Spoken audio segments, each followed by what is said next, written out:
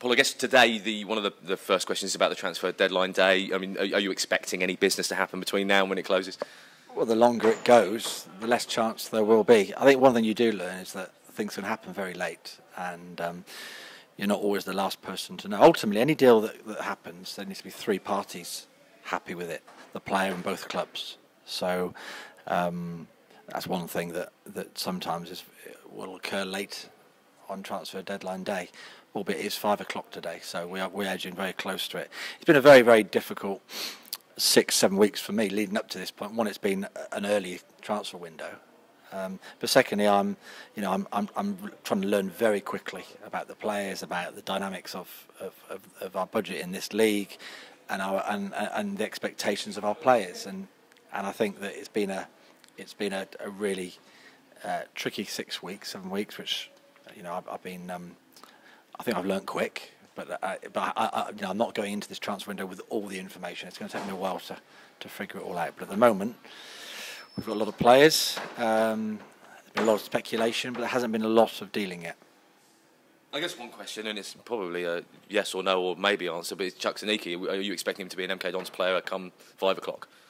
At the moment, yes, because no deal has been struck. I mean, it's been no secret from the day I arrived. There's been a number of players where there's been speculation and interest, and there's been some tangible conversations about these things. Players that have expectations to play at a certain level, but also we've got to be happy with the situation. I think the hardest thing for me is, trying to predict the movement of players going out, to try to actually have a plan for players to come in, and it's been an absolute pickle, really, in terms of which one comes first. You can't suddenly end up with 10 strikers when you think some are going, and you get strikers in. On the other hand, you can't let everyone out on the last minute and end up with no one. So it's almost an impossible task. And then you add to the fact that our strikers, Brandon, Sam, Peter Paulet, Osman's still injured.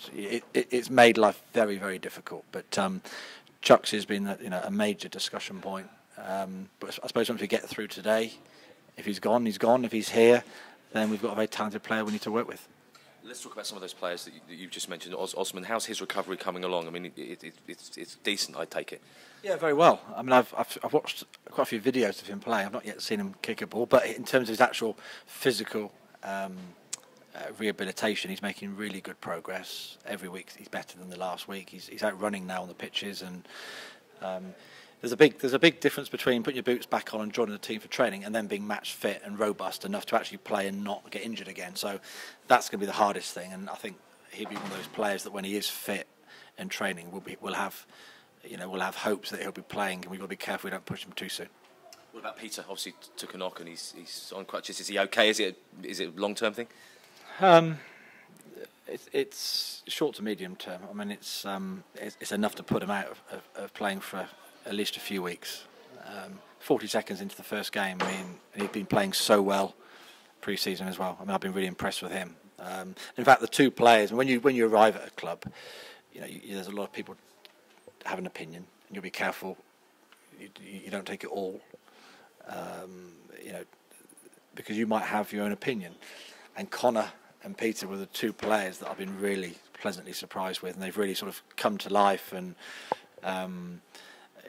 I've just taken it on face value, what I've seen, my experiences, and both players were real highlights of pre-season. So for both players to be injured in the first game of the season is just, one is awfully unlucky for them, but it's a real disappointment for me and the team, because both players have really stepped up over the last 5 or 6 weeks. So I think Peter's going to be out for a reasonable amount of time. I mean, he's got a considerable ankle injury.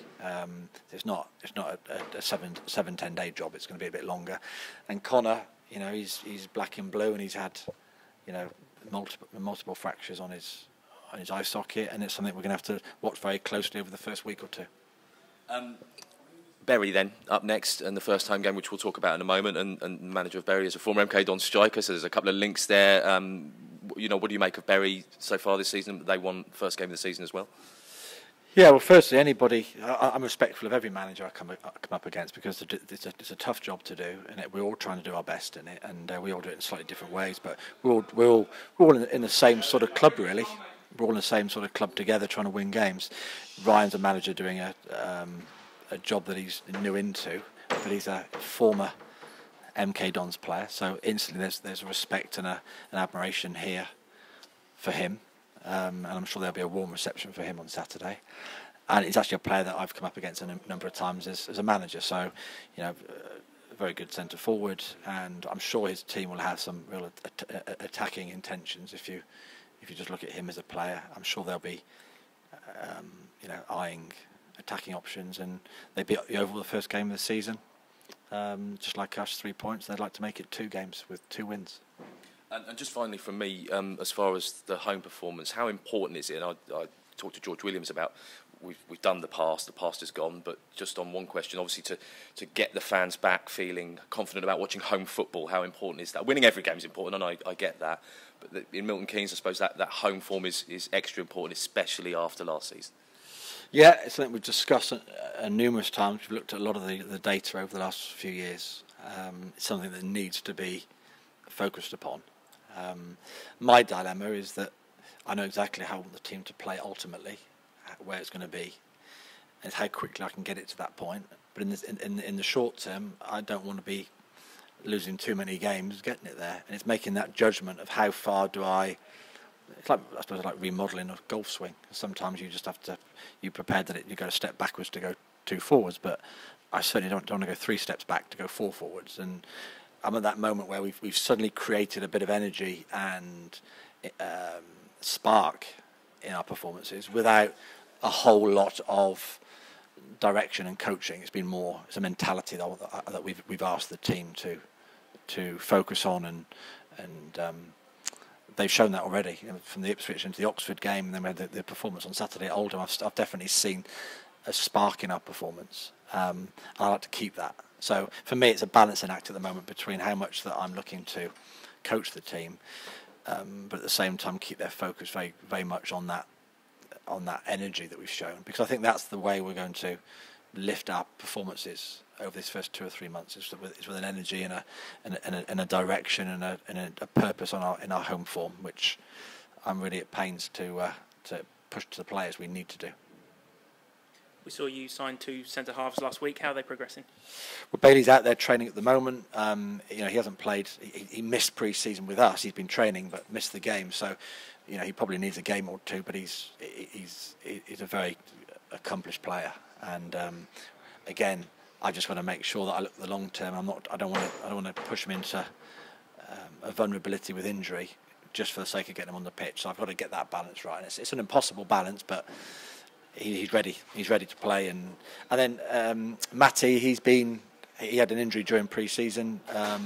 He's on the verge of training. He'll be a week or 2 longer, I think, maybe. But generally, they're both players. I think will have a big impact in the way we play and taking our team into a level of performance that enables us to have the ball and be good with possession. So good signings for us. They're not gonna. I don't think they're going to trouble the team sheets too quite yet, but they will do in time. An awful lot was made of all the injuries that was picked up at the weekend. However, 2 plus signs for you were the return of Alex Gilbey and Joe Walsh. Yeah, I mean, it just shows you how a month in football is just surprises you. If you go back a month, the talk of Alex Gilbey especially Alex Gilbey playing the first game of the season, and Joe Walsh, they were just I suppose. A bit optimistic and a bit of a wish.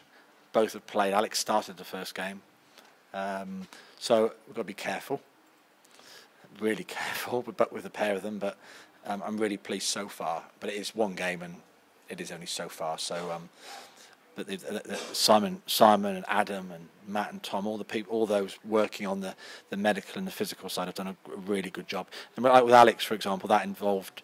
Before pre-season even started, I had numerous days here before the players reported back, and Alex Gilbey was in training, and those chaps, the team behind the team, were in over the summer doing that. So it just shows you the merits of good people doing a good job at the club.